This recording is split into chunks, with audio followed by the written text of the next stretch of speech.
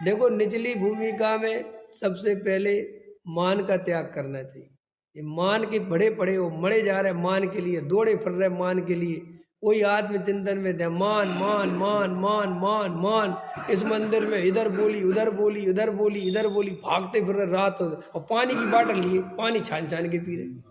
तो भैया जब पानी जान जान के पी रहे, तुम्हें ये सम्य दर्शन में बाधक है कि जो मान का शायद तुम्हारे प्राण खा रही है। इस संस्था के ट्रस्टी, उस संस्था के ट्रस्टी, इधर के उधर के इन्हीं कामों में लगे, वो पानी छान छान के पी रहे। तो पहले सम्यक दर्शन में असली बाधक कौन कसा है, उस पर ध्यान दो ना। देखो भाई, मुझे सम्यक दर्शन की प्राप्ति करना है, मुझे आत्मानुभव करना है, तो मुझे शांति से बैठ के ये देखना चाहिए कि मेरी कौन सी कसाएं ज़्यादा हैं जो मेरा आत्म ध्यान में उपयोग नहीं लगने देती, वो ध्यान दो। लेकिन लोगों को ऐसी आदत नहीं है, इस तरफ विचार करने की आदत नहीं है, उल्टी आदत पड़ी है, बस बिना सोचे समझे ये छोड़ दो ये छोड़ दो। उनको लगता है कि जो छोड़ने से सम्यक दर्शन होगा। ये ले रहे थे ना अभी गुरु, कपड़े उतार दो साधु बन जाओ, ब्रह्मचारी, बात बनने की नहीं है। पहले तुम देखो तुम अंदर के, हो सकता है तुम्हें इनसे परेशानी नहीं है, असली तो तुम्हें मान खाए जा रहा है, तुम्हें चैन नहीं पड़ती। कहीं कोई सम्मान हो रहा होता है, तुम्हें अंदर लगता है कि मेरा क्यों नहीं हुआ। तो इसका मतलब ये है कि मान कसाए तुम्हें ज्यादा दुख दे रही है, या मायाचारी का परिणाम, या खाने की तीव्र लालसा। शुद्ध भले ही खाते हो, तीव्र लालसा माने भोजन ही भोजन का चिंतन चलता है। तो भैया पहले अपने को विचार में, जब ध्यान में तत्व विचार में बैठो, या परिग्रह की बहुत आसक्ति है।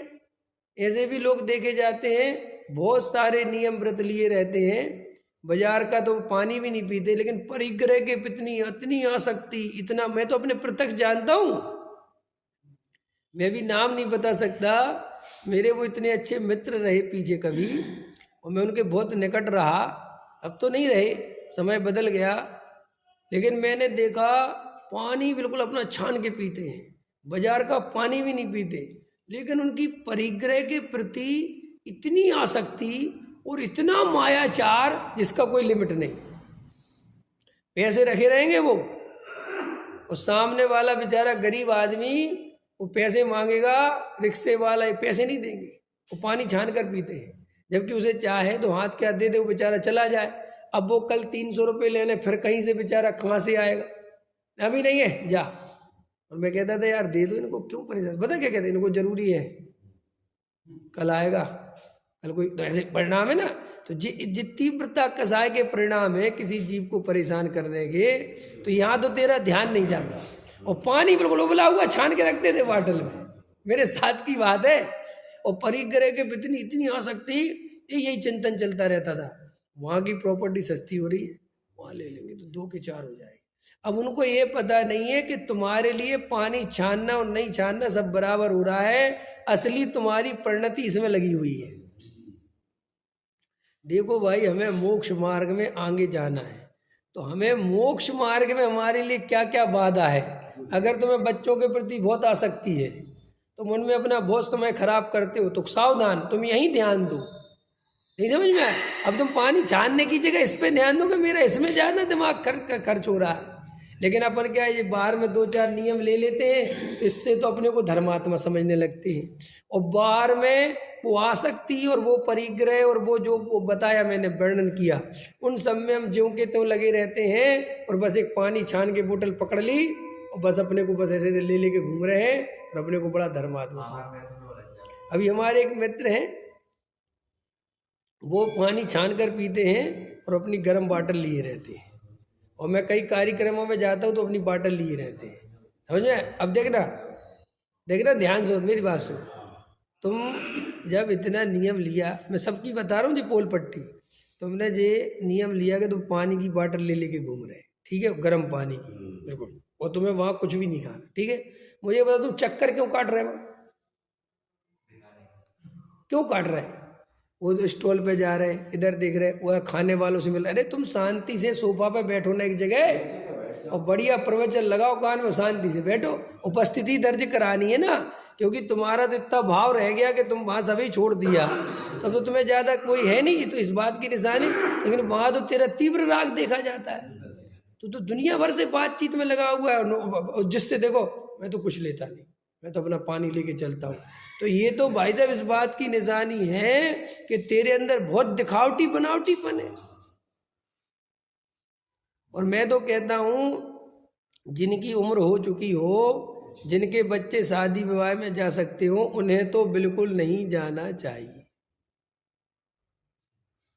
मेरा तो नियम है, मैं तो अभी से ले लिया, ले ही लूंगा कि भाई जिस दिन बच्चे हो गए शादी में जाने लायक कि तुम अटेंड कराओ, मैं नहीं जाना। क्या करना, ऐसी जगह उपयोग कितना बर्बाद होता है, वो उपयोग बचाना कि नहीं बचाना है। मैं देखता हूँ 80 साल के हो गए, 75 साल के हो गए तो भी जा रहे, और खाना कुछ नहीं जी, हम खाते कुछ नहीं। एक तो तुम्हारे चक्कर में भी शादी वाले परेशान, समझ में आया कि नहीं, उनका 16 लेके आओ। ये सबसे बड़ी दिक्कत है। अरे मैं तो मेरा बस चले ना, मैं तो भाई साहब सीधा लिख दूं 16 वाले नहीं आए कि क्यों, कि तुम्हारे चक्कर में तो लगे रहो आप, और तुम्हारा जब इतना राग टूट ही गया तो ऐसी जगह जाना क्यों है, मुझे तो बताओ। चलो तुम्हें एक बात बताओ, 16 का भोजन मिल भी गया, लेकिन वो क्षेत्र अच्छा है क्या, वहाँ एक अलग से टेबल लगा भी दी, चलो अच्छी बात है।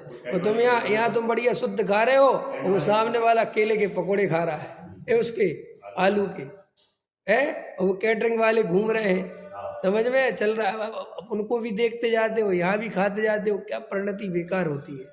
नियम लो तो ढंग से लो, अधकच्चे नियम वाले मुझे बिल्कुल पसंद नहीं। लो तो बिल्कुल व्यवस्थित लो, नहीं आएंगे तो नहीं आएंगे, बुरा मानने में मैं लड़का आएगा वो देखेगा, और अच्छे बात बोल के कहो। अब जैसे मैं रात की शादी में नहीं जाता, मुझे आते हैं नियम, मैं बोल देता हूँ भैया रात में क्या, मैं नहीं आऊँगा, तो वो कहते नहीं साहब, अरे कुछ नहीं आऊँगा, जाओ, क्या लेना देना।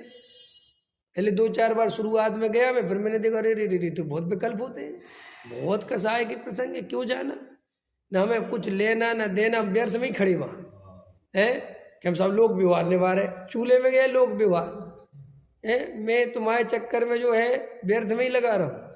तो अपने को ऐसी चीज़ों का विचार करना चाहिए जिनमें हमारा बहुत उपयोग बर्बाद होता हो।